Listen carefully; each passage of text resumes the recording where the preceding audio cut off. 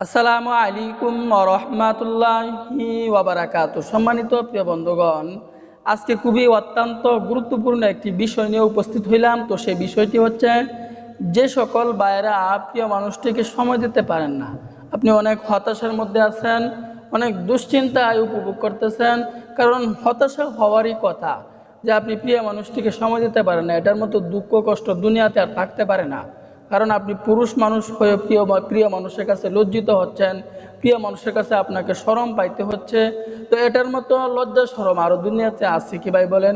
তো আপনি প্রিয় মানুষটিকে সময় দিতে পারেন না। আরেকটা বিষয় হচ্ছে, যে সকল ভাইয়েরা যুবক মানুষ কিন্তু বিভিন্ন লাইনে গিয়ে 5 বছর 6 বছর যাবত এই কাজে লিপ্ত আছেন। অনেক ভাইয়েরা আমাদের কাছে, অনেক ভাইয়েরা ফোন করে আমাদের সাথে যোগাযোগ করে বলে, ভাই হুজুর, আমি 10 বছর যাবত এই কাজে লিপ্ত, কলমের কালি শেষ করে ফেলছে, কলমে কোনো কিছু নাই, একদম খালি বরবাদ করে ফেলছে। এবং অনেক ভাইয়েরা আছে যারা ওয়ান টাইম বড়ি খাইছে, সাময়িক সময়ের জন্য উপকার হয়েছে, পরবর্তীতে সে একটা অনেক বড় সমস্যার সম্মুখীন পড়ে যাবে। ওয়ান টাইম বড়ি খাওয়া থেকে বিরত থাকবেন।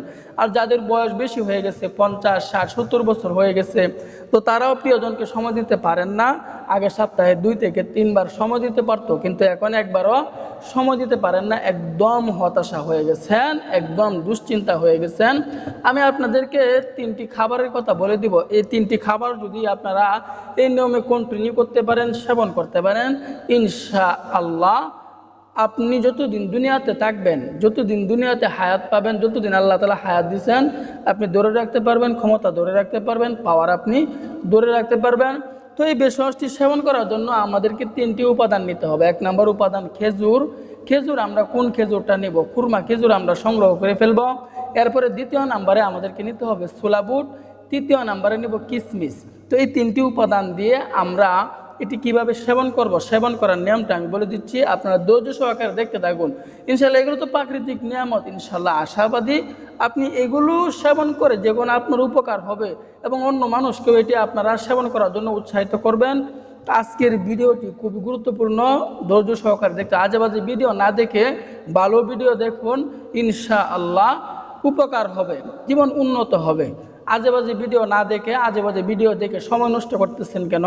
তো আমি যে কথা বলতেছিলাম, যে এই 3টে উপাদান আমরা বাজার থেকে কিনে নিয়ে আসবো, মনিহারি দোকান থেকে কিনে নিয়ে আসবো। নিয়ে আসার পরে খুরমা খেজুর আমরা 1 কেজি পরিমাণে কিনে নিয়ে আসবো, কিশমিশ আমরা আধা কেজি পরিমাণে কিনে নিয়ে আসবো, ছোলা বুট আমরা আধা কেজি পরিমাণে মনিহারি দোকান থেকে কিনে নিয়ে আসবো। নিয়ে আসার পরে রাত্রে যখন শুতে যাব, শোয়ার আগে, ঘুমানোর আগে 1 গ্লাস পরিমাণে পানি নিব। পানি নেওয়ার পরে ওই 1 গ্লাস পরিমাণ পানির মধ্যে 2টা খেজুর আমরা দিয়ে দিব, খুরমা 2টা খেজুর ওই গ্লাসের মধ্যে দিয়ে দিব।